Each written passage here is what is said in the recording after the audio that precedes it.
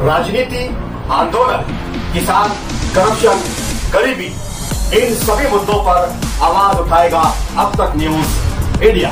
सत्ता के आगे जब भी सवाल कमजोर पड़ने लग जाए तो सवाल उठाने पड़ते हैं। बोल के लफ्ज आजाद है तेरे, बोल के सच जिंदा है अब तक। Shri Mukul Balakrishna Vasnik, this is his maiden speech. Thank you ma'am कि जो आपने इस महत्वपूर्ण विषय पर मुझे बोलने का मौका दिया। पहले के कुछ वक्ताओं को मैंने सुना, सत्ता दल से 2 वक्ताओं ने अपने विचार यहाँ पर रखे। संविधान के प्रति उन्होंने अपने बयान में आस्था जाहिर की, जिसकी वजह से मुझे बेहद खुशी हुई। लेकिन जिस तरह से उन्होंने अपनी बातें यहाँ पर रखी, उससे मुझे कुछ परेशानी भी होती है। भारत के संविधान के निर्माण में जो आज सत्ता दल में बैठे हैं, उनका दूर दूर तक के कोई संबंध नहीं था। भारत के स्वाधीनता के संग्राम में जो आज सत्ता दल में बैठे हैं, उनका दूर दूर तक के कोई संबंध नहीं था। लेकिन आज जिस तरह से वो यहाँ पर अपनी बात कर रहे हैं, ऐसा लगता है कि संविधान भी उन्होंने ही बनाया, भारत की आज़ादी भी उन्होंने ही हासिल करी। मुझे खुशी हुई कि डॉक्टर बाबा साहब अंबेडकर के लिए कुछ अच्छे बोल उन्होंने यहाँ पर किए हैं। मुझे इस बात की भी खुशी हुई कि सरदार पटेल का नाम भी यहाँ पर बड़े सम्मानजनक तरीके से सत्ता दल के साथियों ने यहाँ पर लेने का काम किया। लेकिन मुझे इस बात की हैरत हुई कि देश के प्रथम प्रधानमंत्री जवाहरलाल नेहरू के संदर्भ में जब उन्होंने अपनी बात कही, चाहे वो निर्मला सीतारमण जी हो, चाहे जिस ढंग से हरदीप पुरी जी ने अपनी बात कही, उससे मुझे इस बात की हैरत हुई कि नेहरू जी के बारे में इतनी घृणा और इतने द्वेष भरे विचार सत्ता दल में क्यों इस तरह से नजर आते हैं। क्या जवाहरलाल नेहरू ने बहुत बड़ा अपराध किया था कि स्वाधीनता के संग्राम में उन्होंने 9 साल से अधिक का समय भारत की जेलों में काटा? क्या जवाहरलाल नेहरू का यह अपराध था कि 1929 को लाहौर में रावी के तट पर उन्होंने रात के अंधेरे में भारत का ध्वज वहां पर लहराया और इस बात का ऐलान किया कि अब हम पूर्ण स्वराज के लिए तैयार है, अब हमारा संघर्ष पूर्ण स्वराज हासिल किए बगैर रुकेगा नहीं। क्या जवाहरलाल नेहरू का यह अपराध था कि यही बगल में सेंट्रल हॉल में उन्होंने 13 दिसंबर 1946 का संविधान सभा में ऑब्जेक्टिव्स का रेजोल्यूशन रखा? क्या जवाहरलाल नेहरू का यह अपराध था क्या कि भारत के निर्माण में, एक आधुनिक भारत के निर्माण में उन्होंने नींव रखी? मैं समझता हूं ये सारा द्वेष, ये सारी नफरत जवाहरलाल नेहरू जी के प्रति वो इसलिए है क्योंकि जब भारत का विभाजन हुआ, इस्लाम के नाम पर जब पाकिस्तान बना, तो हिंदुस्तान में भी कोई हिंदू पाकिस्तान निर्माण करने के पक्षधर थे, जिसके खिलाफ में जवाहरलाल नेहरू ने अपनी पूरी ताकत झोंक दिया। क्या ये कभी हिंदुस्तान भूल सकता है? क्या कभी हिंदुस्तान ये भूल सकता है कि विभाजन के दिनों में 5 लाख से अधिक लोगों की मौत हुई, 60 लाख से अधिक लोग विस्थापित हुए, लेकिन वहां पर देश के प्रधानमंत्री प्रथम अपने तमाम साथियों के साथ, सरदार पटेल, मौलाना आजाद, राजेंद्र प्रसाद, इन तमाम साथियों के साथ भारत में शांति बनाने का काम कर रहे थे।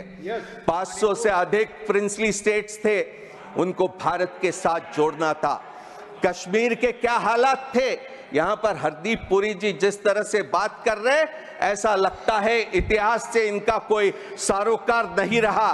कश्मीर के हालत चिंताजनक हो गए थे और ऐसे हालात में जवाहरलाल नेहरू और देश की पहली सरकार ने जो फैसले किए, मैं समझता हूं कि बड़े सम्मान से हमने उनकी यहां पर याद करने की आवश्यकता है। लेकिन सत्ता दल से कोई बहुत ज्यादा उम्मीद करना मैं नहीं समझता हूं कि मुनासिब होगा। संविधान सभा में 299 सदस्य थे, 70 रजवाड़ों के और 208 ये कांग्रेस पार्टी के, बचे 21 सदस्य या अन्य दूसरे दलों के थे, जिसमें सीपीआई भी था और जिसमें शेड्यूल कास्ट फेडरेशन भी था। शेड्यूल कास्ट फेडरेशन से डॉक्टर बाबा साहब अंबेडकर संविधान सभा में आए थे और संविधान सभा में आने के बाद कांग्रेस पार्टी का संविधान सभा में पूर्ण बहुमत रहने के बाद स्वाधीनता के आंदोलन का नेतृत्व करने के बाद जिस तरह की स्थिति थी, उस समय संविधान सभा ने यह फैसला किया कि हम बहुमत और अल्पमत देखेंगे नहीं, हम ये देखेंगे कि किसमें क्या काबिलियत है और हिंदुस्तान के निर्माण में हम उनका पूरा का पूरा उपयोग करेंगे। जब 29 अगस्त 1947 को मसौदा समिति की घोषणा हुई तो वहां पर डॉक्टर बाबा साहब अंबेडकर शेड्यूल कास्ट फेडरेशन के एकमात्र सदस्य वहां पर उस समिति के अध्यक्ष करके चुने जाते हैं। बाबा साहब अंबेडकर जब 25 नवंबर 1939 को संविधान सभा में हुए संविधान पर जो बहस चली थी, उसका जवाब देते हुए कहते कि संविधान सभा में आने के पीछे मेरा बड़ा मर्यादित उद्देश्य था और वो उद्देश्य था कि अनुसूचित जातियों के व्यक्तियों के अधिकारों की मैं रक्षा करूं। मुझे तब आश्चर्य हुआ जब मसौदा समिति पर मुझे सदस्य करके चुना गया और मुझे तब और भी आश्चर्य हुआ जब मसौदा समिति का मुझे अध्यक्ष चुना गया। बाबा साहब अंबेडकर के ये बोल है। बाबा साहब अंबेडकर की जो क्षमता थी, जो बुद्धिमत्ता थी, जो विद्वत्ता थी, जो पूरे दुनिया भर का ज्ञान उन्हें प्राप्त था और एक समाज के किनारे पर खड़े हुए व्यक्ति को जिन्होंने अपने काबिलियत से दुनिया में नाम कमाया था, उसका उपयोग हमारे संविधान बनाने में संविधान सभा ने पूरी तरह से किया। अंग्रेज क्या कहते थे? अंग्रेज कहते थे कि हिंदुस्तान राष्ट्र नहीं बन सकता, हिंदुस्तान ये एक भौगोलिक अभिव्यक्ति है, जियोग्राफिकल एक्सप्रेशन है, ये कभी राष्ट्र नहीं बन सकता। इतनी भाषा है, इतनी रीति रिवाज, इतने धर्म, लेकिन हमारा स्वाधीनता आंदोलन ये इंक्लूसिव था, ये सेकुलर था, ये प्रो पुअर था। ये आंदोलन तमाम लोगों को साथ में लेकर हिंदुस्तान के निर्माण के काम में लगा था। कोई ऑर्डर नहीं। Made a speech, nobody can interrupt. Point of order. This is made a speech, nobody can interrupt. Mr. Jangra, this is his maiden speech. Madam, ये made a speech है. This is his maiden speech. Maiden. He's speaking his maiden speech. बोलिए। ये जो सूचना दे रहे हैं, बोलने दो गुप्ता जी, बोलने दीजिए। वो उनकी मेडन स्पीच है। मैडम, मेडन स्पीच के अंदर इंटरप्ट आप उसके बाद बोलिएगा। आप इसके बाद बोलिएगा। उनकी पहली स्पीच है, आप उसके बाद बोलिएगा। आप मेडन स्पीच के पूछा रखी आपने, उसको पढ़ो पहले। मेडन स्पीच में इंटरप्शन कर रहे हैं आप। मेडन, मैडम, आप बैठिए, 2 मिनट बैठिए। आप 2 मिनट बैठिए। आप बैठिए 2 मिनट, जांगड़ा साहब। Yes, yes. Please continue. Please continue, Mr. Vasnik. Mr. Vasnik, I will allow him then. आ गया पानी। यार, मेरे स्पीच में इंटरप्शन, दिस इज रॉन्ग। और वो भी हरियाणा का। रूल्स प्रोसीजर को लेकर के गलत चीज उनको वो तो मालूम है क्या रूल्स। हाँ, मैं तो समझता था कि आपका पूरा संरक्षण मुझे मिलेगा, लेकिन थोड़ा सा व्यवधान इसमें जरूर हुआ। आपको संरक्षण पूरा मिला है तभी आप बोल रहे हैं, बोलिए। तो बाबा साहब अंबेडकर का भारत के संविधान के निर्माण में संविधान सभा ने पूरा उपयोग किया। उस समय के यूरोप में क्या था? भाषा के नाम पर, धर्म के नाम पर आधुनिक राष्ट्रों का निर्माण हो रहा था। फ्रांस हो, जर्मनी हो, इटली हो। भारत का स्वाधीनता का आंदोलन अपने आप में एक अनोखा था। ऐसा दुनिया में उस दरमियान नहीं हो रहा था। हमारे स्वाधीनता संग्राम के नेताओं ने यह तय किया कि भारत अगर गुलामी से मुक्त करना है तो ये किसी एक धर्म के लोगों के लिए नहीं रहेगा, ये तमाम लोगों के लिए रहेगा। ये समाज में उन लोगों के लिए भी रहेगा जो समाज में आज अस्पृश्य करके जाने जाते हैं और छुआछूत के शिकार होते हैं। ऐसे लोगों के लिए भी हिंदुस्तान आजाद बनेगा। महिलाओं के लिए यहां निर्मला सीतारमण जी बहुत बातें करके चले गई। निर्मला सीतारमण जी ने महिलाओं के बारे में one minute. This is his maiden speech. Please allow him to speak. Please. बैठ जाओ। कोई पता नहीं, खड़े हो जाओ। Carry on, Mr. Rosnik. Nirmala Sitharaman ji ने महिलाओं के बारे में बहुत सी बातें यहां पर कही कि किस तरह के कानून यहां पर सत्ता दल ने पिछले दिनों में लाए। बहुत अच्छी बात है, महिलाओं के लिए आरक्षण मिले, ये तो हमारा भी यही ख्याल रहा है। इस पर हमने भी काम किया है। अगर आप करेंगे तो हम पूरी तरह आपके साथ रहेंगे, इसमें कोई दो राय नहीं हो सकती। लेकिन भारतीय जनता पार्टी का आज तक के कोई महिला का नेतृत्व हमने देखा है क्या? राष्ट्रीय स्तर पर आज तक के हमने नहीं देखा कि कोई भारतीय जनता पार्टी की महिला भारतीय जनता पार्टी की अध्यक्ष बनी हो। राष्ट्रीय स्वयंसेवक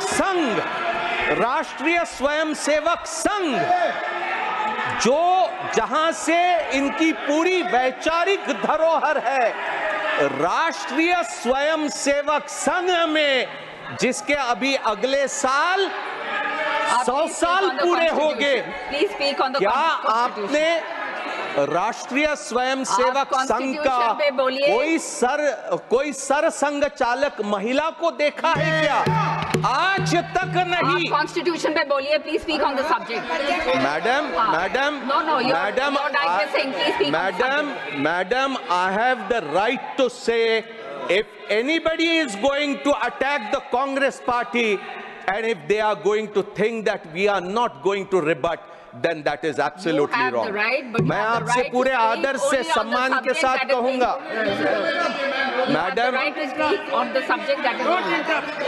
मैडम, मैं पूरे आदर और सम्मान के साथ कहूंगा कि अगर कांग्रेस का नाम जब लिया गया तब उन्हें रोक देते, मैं भी चुप रहता। मैंने अपने वाणी पर इनका नाम नहीं आने दिया होता।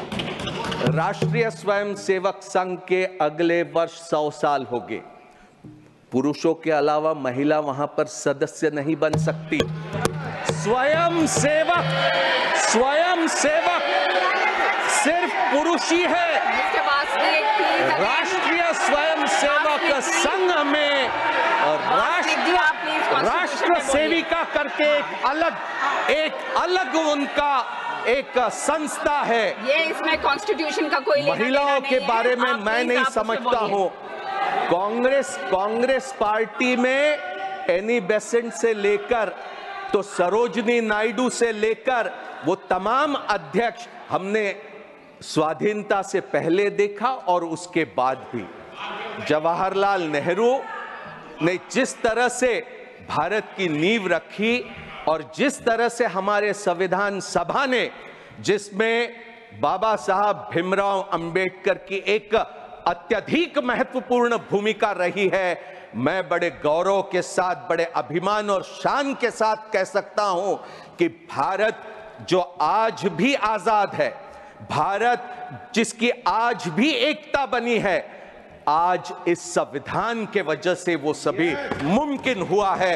अन्यथा इतनी भाषाएं, इतने रीति रिवाज, इतने धर्म, मैं नहीं समझता हूं कि इतने मजबूती से आगे बढ़ पाते। हमें बड़ा गौरव है कि आज सबसे बड़ा लोकतंत्र करके हम दुनिया में अपनी जगह पाए हैं, और मैं उम्मीद करता हूं कि अगर हम भारतीय संविधान के रास्ते पर चलते रहेंगे तो हम और अधिक मजबूत होंगे, और अधिक हम दुनिया में अपना नाम रोशन करने में कामयाब होंगे। यहां राजीव जी के बारे में बात कही कि किस तरह से वहां पर इंदिरा जी की हत्या होने के बाद स्थिति पैदा हुई। यहां इंदिरा गांधी जी का शव रखा है। कोई गिन भी लेता कि इंदिरा गांधी जी के छाती पर कितनी गोलियां झेलनी पड़ी थी। कोई यह भी कह देता था कि उस समय के क्या हालात थे जिसमें इंदिरा गांधी को कठोर फैसले करने पड़े थे। यहां मां की लाश, जो मुल्क की प्रधानमंत्री थी, वहां पूरी छाती छलनी हुई पड़ी हुई थी, और राजीव गांधी निकले दिल्ली के सड़कों पर जहां दंगे भड़के थे वहां पर शांत करने के लिए। यहां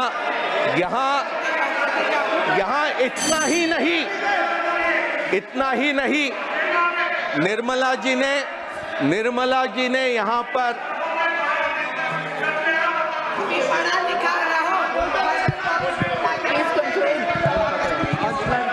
देखिए, शेखर जी ये आपके पिता थे। राम मनोहर लोहिया हॉस्पिटल में जब संजय गांधी का शव वहां पर पहुंचा था, इंदिरा जी वहां पर पहुंचे और चंद्रशेखर जी के साथ वहां पर बात करने लगी कि हम पंजाब के हालात को कैसे सुधारेंगे। आप क्या बात कर रहे हैं? पहले इतिहास को जानने की कोशिश करो। निर्मला जी ने यहाँ पर मैं आपका संरक्षण चाहूंगा। निर्मला जी ने यहाँ पर कॉन्स्टिट्यूशन फर्स्ट अमेंडमेंट को लेकर बात कही। पहला जो अमेंडमेंट लाया गया, जवाहरलाल नेहरू प्रधानमंत्री थे, निश्चित उनकी जिम्मेदारी थी। वहां पर ऑब्जेक्टिव्स रेजोल्यूशन, वहां पर वो जब पेश कर रहे थे कॉन्स्टिट्यूशन अमेंडमेंट, तो क्या कहते, statement of objects and reasons में कि the citizens right to freedom of speech and expression guaranteed by article 19(1)(a has been held by some courts to be so comprehensive as not to be culpable even if he advocates murder and other crimes of violence. In other countries with written constitutions, freedom of speech and of press is not regarded as debarring from punishment or preventing abuse of this freedom. आगे में वो पूरा इसका विस्तार से वहां पर objects रखते हैं। Please conclude, your time is over. Doctor Ambedkar भी 2 घंटे पूरा ये अमेंडमेंट के समर्थन में अपनी बात रखते हैं, और नेहरू जी ने जो भूमिका रखी उसका पूरा समर्थन करते हैं। हमने 15(4) लाया 51 में, हमने 2006 में 15(5) लाया, जिसके जरिए दलित, आदिवासी और पिछड़े समाज के लोगों को private and public educational institutions में हमने आरक्षण दिया है।